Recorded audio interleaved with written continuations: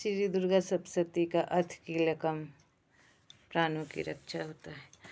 ओम चंडिका देवी नमस्कार। मार्कंडेय जी कहते हैं, विशुद्ध ज्ञान ही जिनका शरीर है, तीनों वेद ही जिनके तीन दिव्य नेत्र है, जो कल्याण प्राप्ति के हेतु है तथा अपने मस्तक पर अर्धचंद्र का मुकुट धारण करती है, उन भगवान शिव को नमस्कार है। मंत्रों का जो अभिकीलक है, अर्थात मंत्रों को सिद्धि में विघ्न उपस्थित करने वाले, शाप रूपी कीलक का जो निवारण करने वाला है, उस सप्तशती स्तोत्र को संपूर्ण रूप से जानना चाहिए और जानकर उसकी उपासना करनी चाहिए।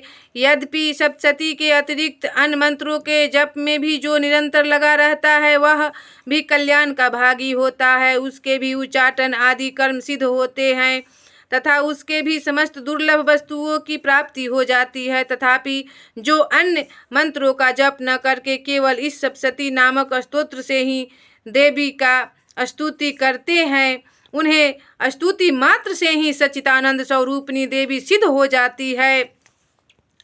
उन्हें अपने कार्य की सिद्धि के लिए मंत्र, औषधि तथा अन्य किसी साधन के उपयोग की आवश्यकता नहीं रहती। बिना जप के ही उनके उच्चाटन आदि समस्त अभिचारिक कर्म सिद्ध हो जाते हैं। इतना ही नहीं, उनकी संपूर्ण अभिष्ट वस्तुएं भी सिद्ध हो जाती है। लोगों के मन में यह शंका थी कि जब केवल सप्तशती की उपासना से अथवा सप्तशती को छोड़कर अन्य मंत्रों की उपासना से भी समान रूप से सब कार्य सिद्ध होते हैं, तब इनमें श्रेष्ठ कौन सा साधन है। लोगों की इस शंका को सामने रखकर भगवान शंकर ने अपने पास आए हुए जिज्ञासुओं को समझाया कि यह सप्तशती नामक संपूर्ण स्तोत्र ही सर्वश्रेष्ठ एवं कल्याणमय है। तदंतर भगवती चंडिका के सप्तशती नामक स्तोत्र को देव जी ने गुप्त कर दिया। सप्तशती के पाठ से जो पुण्य प्राप्त होता है, उसकी कभी समाप्ति नहीं होती, किंतु अन्य मंत्रों के जप पुण्य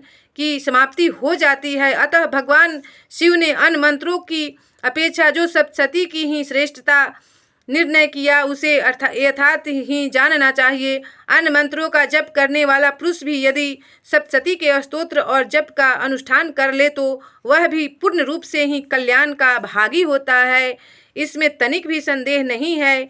जो साधक कृष्ण पक्ष की चतुर्दशी अथवा अष्टमी को एकाग्रचित होकर भगवती की सेवा में अपना सर्वस्व समर्पित कर देता है और फिर उसे प्रसाद रूप से ग्रहण करता है, उसी पर भगवती प्रसन्न रहती है, अन्यथा उनकी प्रसन्नता नहीं प्राप्त होती। इस प्रकार सिद्धि के प्रतिबंधक रूप किल के द्वारा महादेव जी ने इस स्तोत्र को किलित कर रखा है।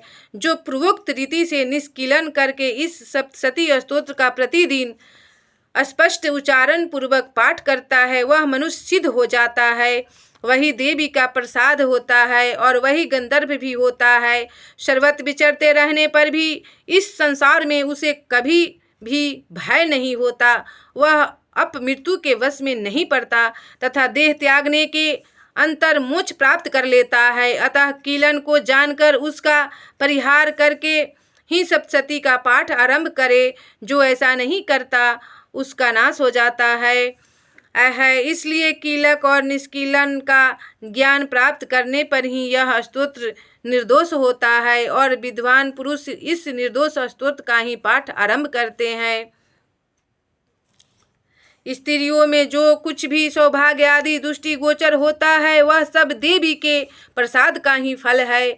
अतः इस कल्याणमय स्तोत्र का सदा जप करना चाहिए। इस स्तोत्र का मंद स्वर से पाठ करने पर स्वल्प फल की प्राप्ति होती है और उच्च स्वर से पाठ करने पर पूर्ण फल की सिद्धि होती है।